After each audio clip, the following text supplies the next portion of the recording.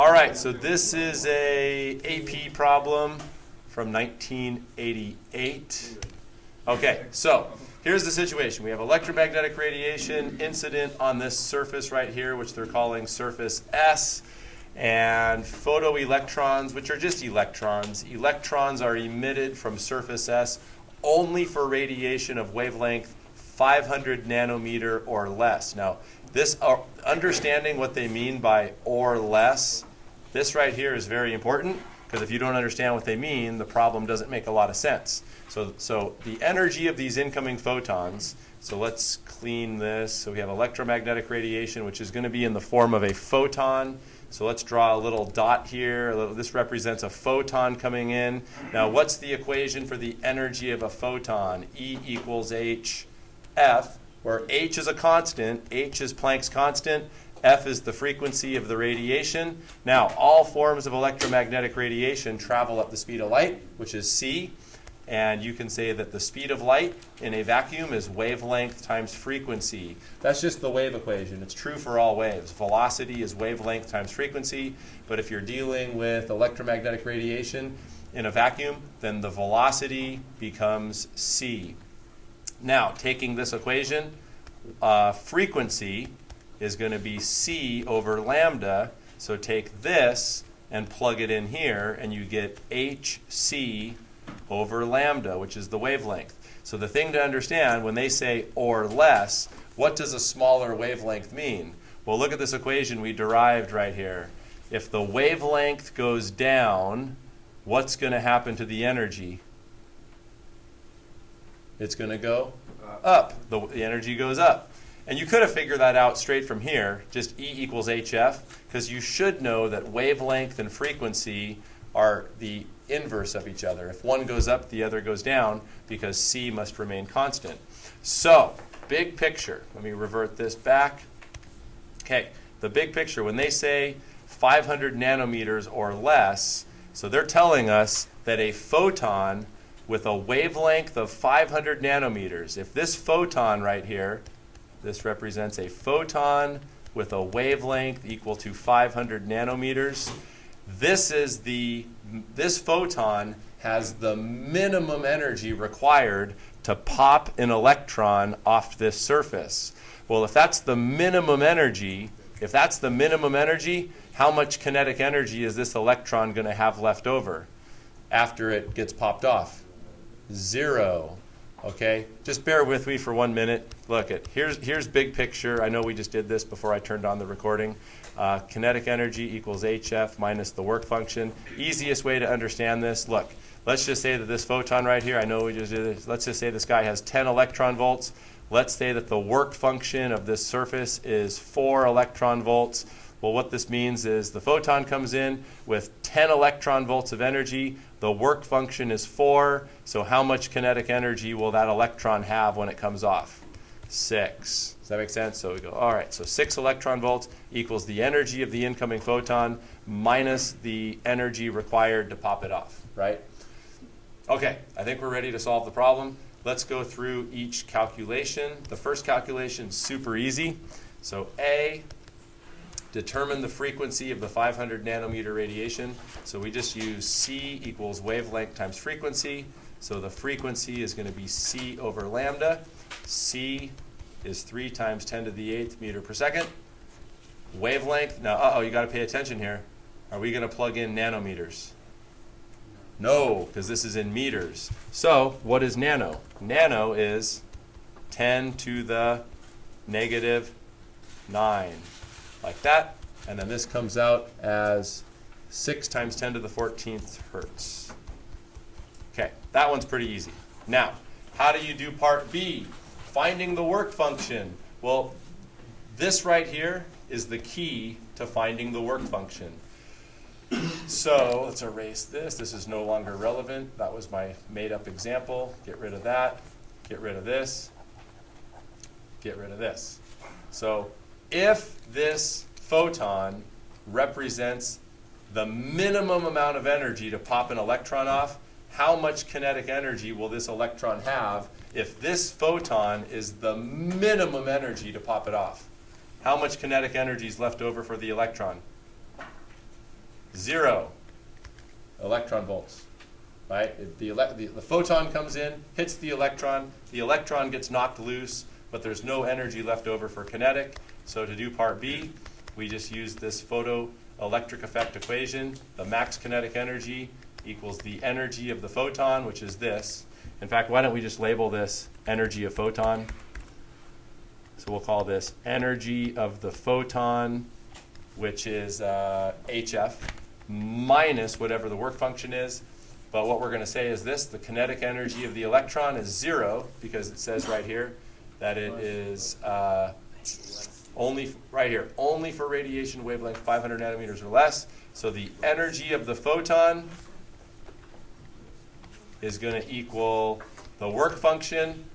Well, how do we calculate the energy of the photon? Energy of the photon equals what? HF. So you just plug into this. Now, Planck's constant is going to be on your equation sheet.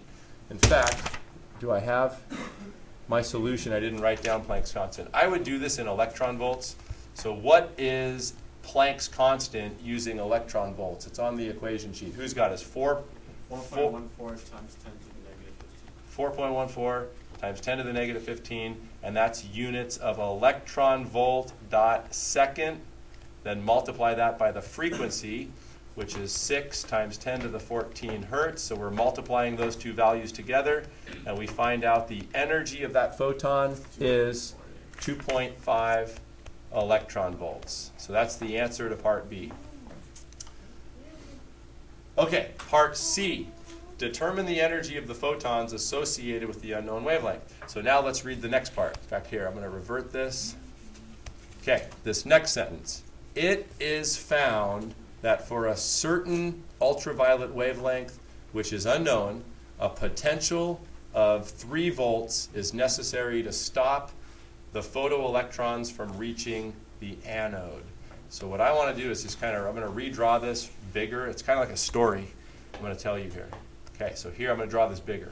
So here's plate S, here's the anode over here, and it's hooked up to a battery like this.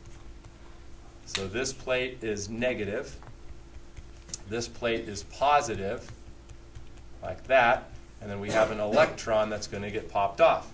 Now what they tell us is this: when this is 3 volts, so when the potential difference between these plates is 3 volts, that's going to stop the electron. So the electron's going to come popping off like this, right? So here, this photon comes in, right? And what we're looking for the energy of this photon.